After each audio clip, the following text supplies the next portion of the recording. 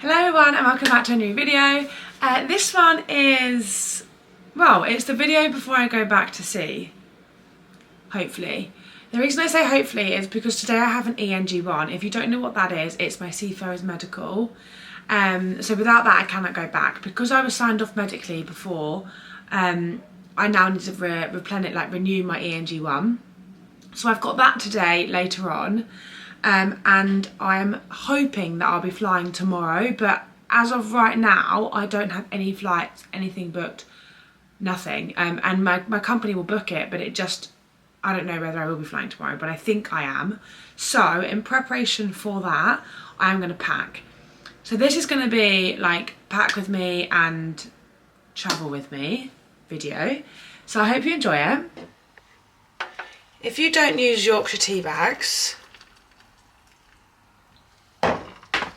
honestly, if you don't use Yorkshire tea bags, what are you doing? Because that is the only way forward. I even take them on board with me, but I am not going to take them this time because I already have a whole box on board that I left there from before. So if they are not there, I am going to be gutted because I left like a box of my things under my bed in my cabin. One, because I left medical, and two, because I am going back to the same ship. Well, I think. Honestly, it's also up in the air at the moment. And it's not normally like this. Like normally I know where I'm going, it's all pretty planned. Whereas this time, because I was disembarked medically, it's like it's all a bit of a mess. This is the current situation. Can you see? I'm going to show you. So this is the bed. This is my spare room. And the reason that I start packing like this is just so I can see exactly what I've got. And I can lay everything out.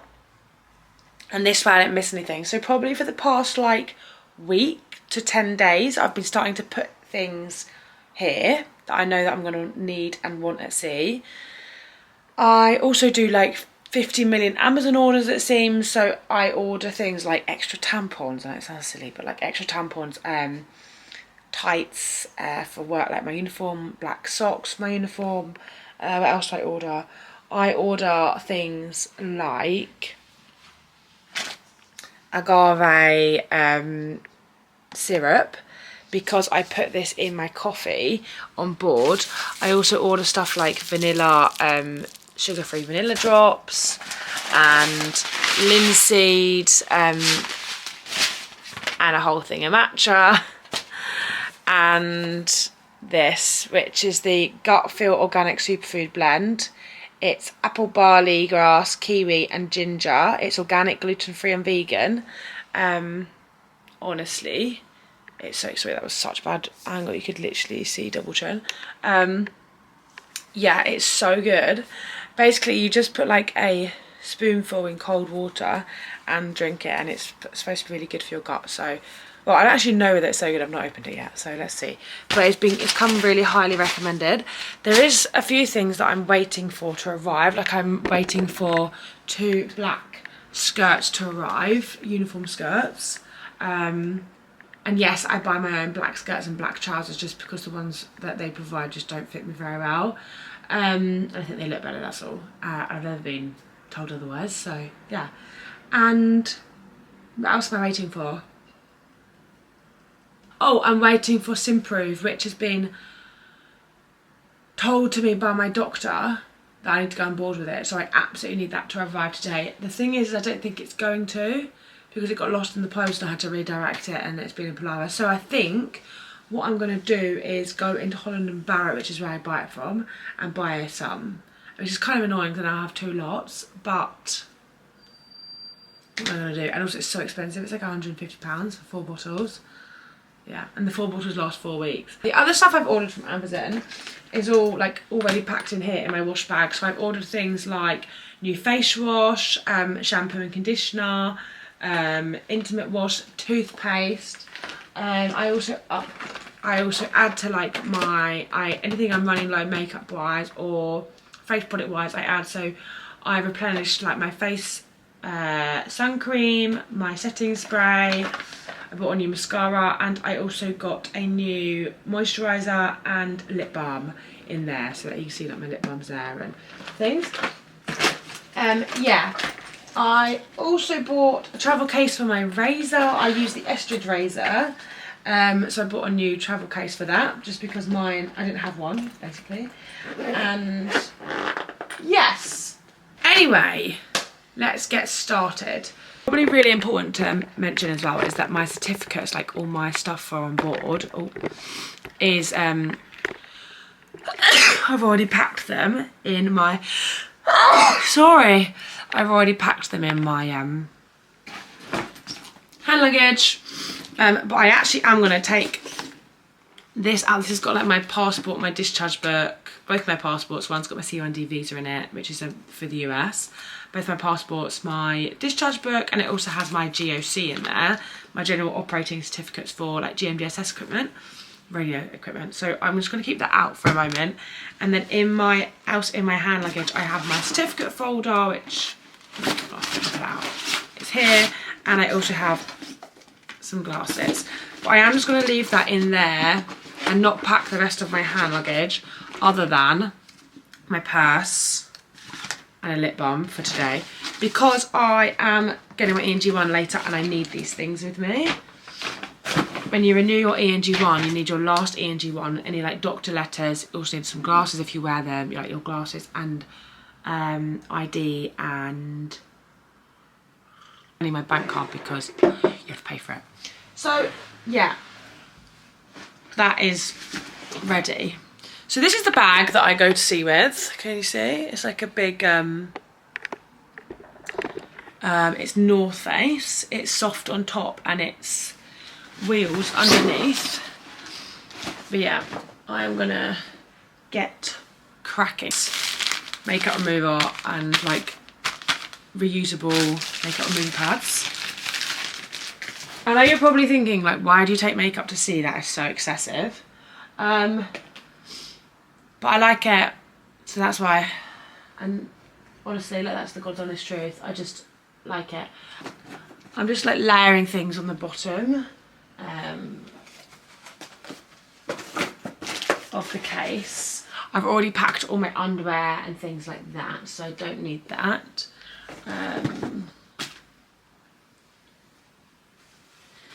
Yeah, so clothes wise, I only really take gym wear and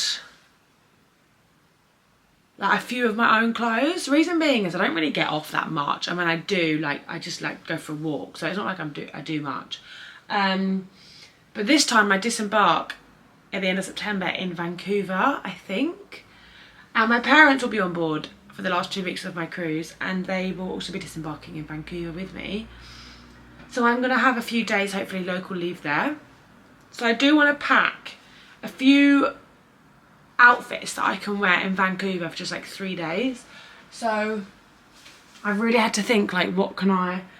So I'm just going to bring like a pair of trousers. I've looked at the weather in Vancouver and it doesn't look like it's that. It's like 20 degrees in September. So yeah, but I'm going to wear jeans on the flight, so I'm going to leave that out. The other thing I do, top tip, is in my hand luggage, like I leave out, so I'll leave out my outfit I'm going to wear on the plane and to travel in. So I'm going to wear jeans and a jumper and trainers. But I'll also pack like I'll wear a pair of socks, wear a pair of underwear, obviously. But in my hand luggage, I'll also put like another pair of socks, another pair of underwear, just to put on the next day. Because quite often when I fly to work, I sleep overnight and then join. So I'll fly, go in a hotel overnight and then join the next morning. And if my bag goes missing, I just want to be able to change my like socks and underwear, which I know that's quite like a pessimistic view, but trust me, it's just better than not having it, right? Hair straighteners, they can go at the bottom because I'm not really going to need those for travelling. This is just like a really thin raincoat, so I thought I'd put that in for Vancouver. Tights, new pair of tights from M&S, 3 pairs of 40 denier black opaque, 3 pairs of 30 denier black. They can all go into. The main worry this time is that if I'm going to fit everything in, I just want to take one suitcase. I don't want to have to take that suitcase there, it's a small one.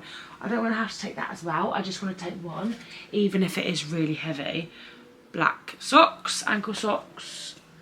Right, I'm going to come back in a sec and just crack on with this. Start the time lapse. As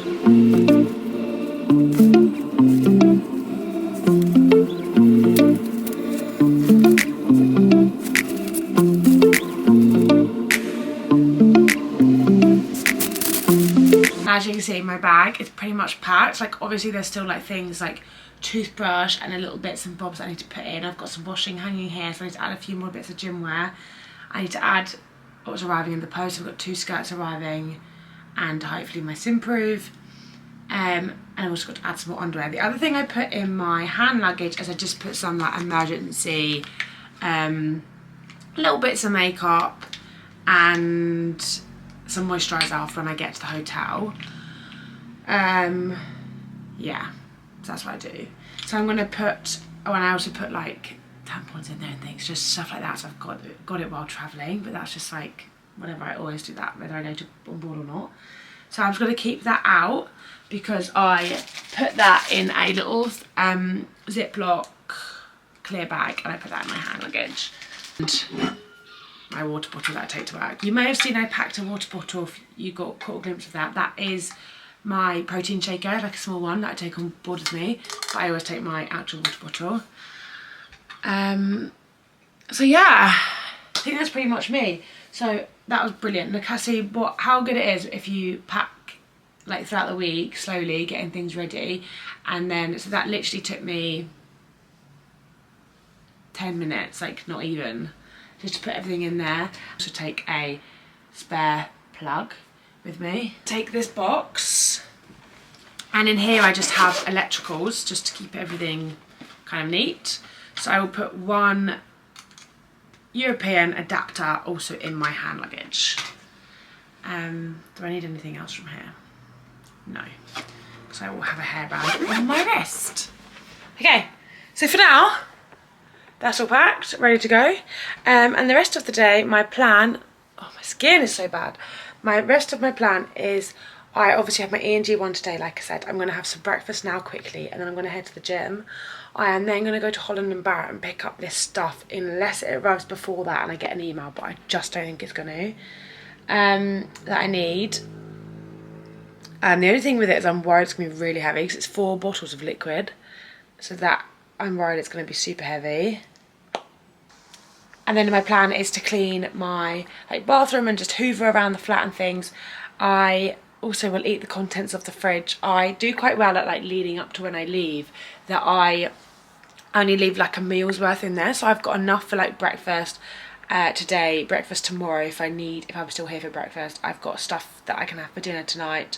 And then everything else, like I either freeze or I don't, like I've eaten it already, like I plan it like that. So that's a top tip. Also, if you live alone and you're going away a lot, like plan your fridge like that. Yeah, last thing I want to do is come back to like smelly food in the fridge. Ew. So yeah, cool. So until this washing dries and until I'm back from what I've got to do, there's nothing more I can update you on. So yeah, see you in a bit. Hey everyone, it's me. I'm gonna put my shoes on, and while I'm doing that I'm gonna speak to you about what has happened this morning. As you all know, because I'm not shut up about it, I've been off medically. I've been signed off medically for stuff to do with my stomach. I don't really fully understand it, but there's been something going on. And it's been causing me quite a lot of discomfort. And anyway, I was put on a course of steroids for 8 weeks. After that, I went and saw my doctor, and he told me that he was happy for me to go back to work as long as I take these course of steroids with me, another lot. If I was to get a flare-up on board, then I have something as to take on board. To manage the pain and to reduce the flare-up. And then when I was going to get back off the ship in October, I was going to go for another procedure. He did give me some kind of diagnosis, but he said basically 2 things are going on. And it's quite hard to tell. Someone's hoovering literally outside. Anyway, I'm going to close this door.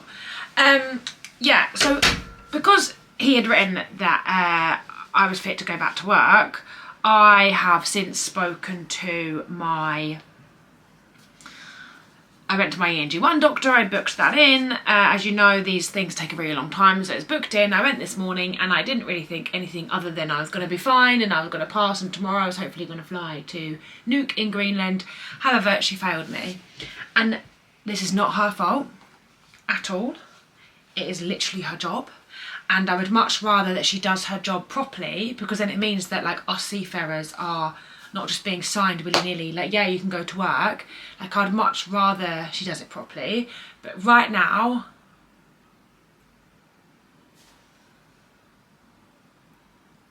I just feel really sad. Like, I just, I don't want to cry again.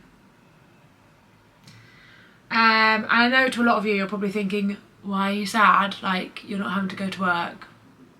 But like, that is sad, because I was ready. I've got everything ready. You like mentally prepare to go back, and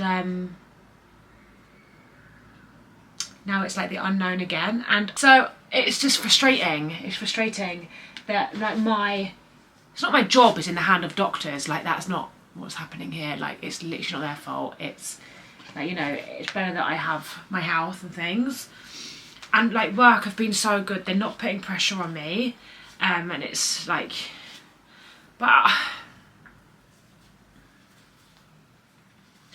I just don't like laying people down. I don't like laying people down. I was fully ready to come to fly tomorrow. Like, I'm literally ready. I'm now going to have to unpack, and I don't even know how long I'm unpacking for. I don't really work well without a plan. I like structure, I like a plan, and I don't have one right now, and I feel a little bit disjointed. I feel sad. I feel like I'm gonna cry, to be honest. Basically, let me fill you in as to why she has, the doctor, the ENG1 doctor, has not signed me medically, has not given me an ENG1 today. She's given me an ENG3, which is essentially an unfit to work. It's temporarily unfit. It's not permanently unfit, it's temporarily. So look, that's better than being permanently unfit, right? So that's a positive. But basically why is, in my doctor's letter and with the conversations I've had with my doctor, he has, like I said, given me these steroids on the basis that I have a colonoscopy when I come back in October.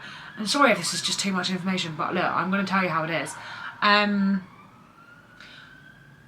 But she was the doctor today, the seafarers doctor, who ultimately, that's who it's up to. Like, my gastroenterologist can say to me, okay, like, you can go back to work, but it's not up to him. Like, with seafaring, it is up to him, but then it has to go, I have to still have a renewal of my medical, and they are who, sorry, excuse me, without that, I can't go back. So she has said that because the doctor wants me to have this colonoscopy done, and because he's given me almost like 2 diagnoses,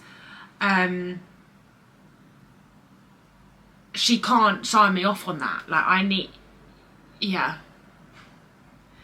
Oh, I don't really know what more to say.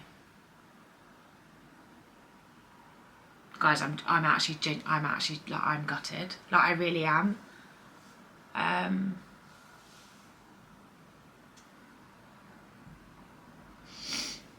just feel really sad.